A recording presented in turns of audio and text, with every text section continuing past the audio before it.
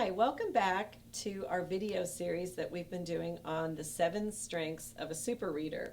And so far we have covered belonging and curiosity. So today I want to talk with you a little bit about the third strength, and that is friendship. You know, something that we all worry about for our children is bullying. We don't want our children to be bullied, and we don't want them to be the bully.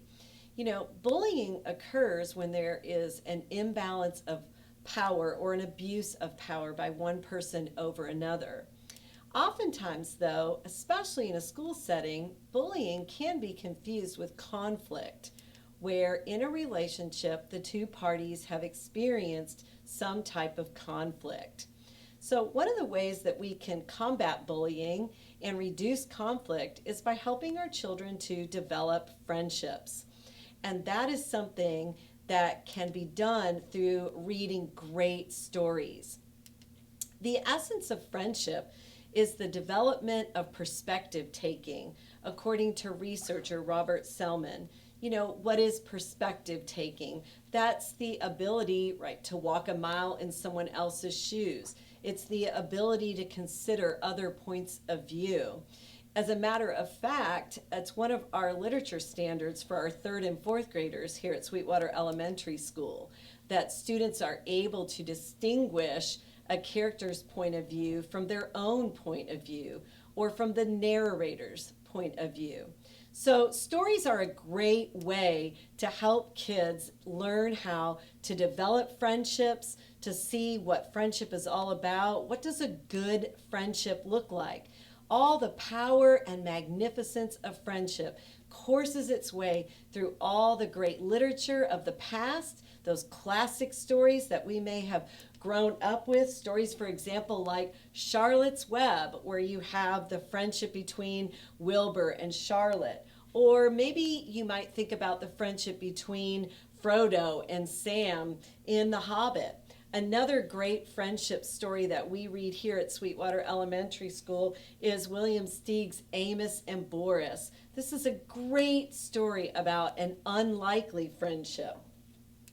Last week, your children were given the opportunity to hear a contemporary story of friendship, and that is this story, Ida Always, the story of two polar bears at the zoo in New York who became fast friends, Ida and Gus.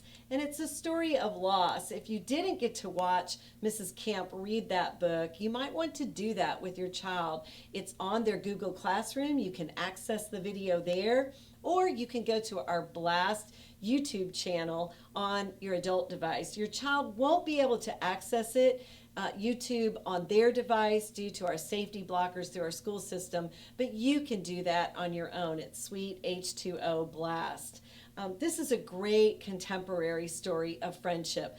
Another great series on friendship that's contemporary for our children today, of course, is the Harry Potter series, where you have Harry and Ron and Hermione, and they go through lots of adventures, they face trouble together, and they remain friends. So lots of good books to talk about and help your child see the model of a good friendship.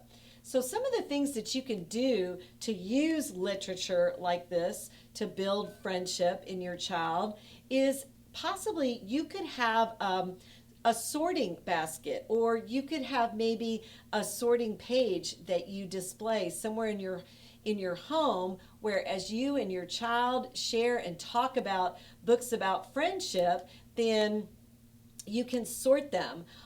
Are they friendships that are long lasting? Is it a friendship story where the friends face trouble or loss, as in the example of Ida Always, or take The Bridge to Terabithia, for example, a story that really explores the loss of a friend? Are they friends who face some type of trouble together and conquer and overcome that?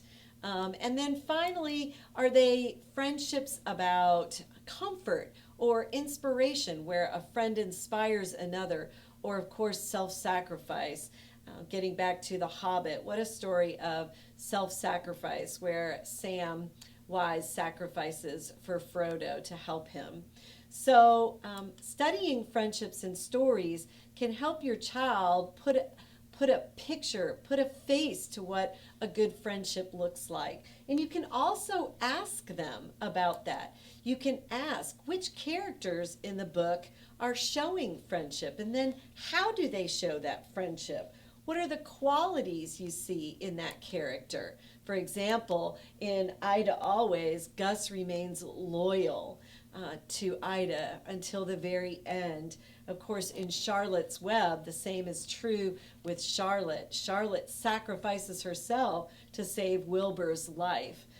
There's a great message about friendship there. And you can ask your child that very question. What is the author's message about friendship? What's the author wanting you to understand or believe about how friends should treat each other? Questions like these, sharing good literature like this, can help your child to develop as a friend, being a friend, and receiving friendship from others. So we hope you find this helpful.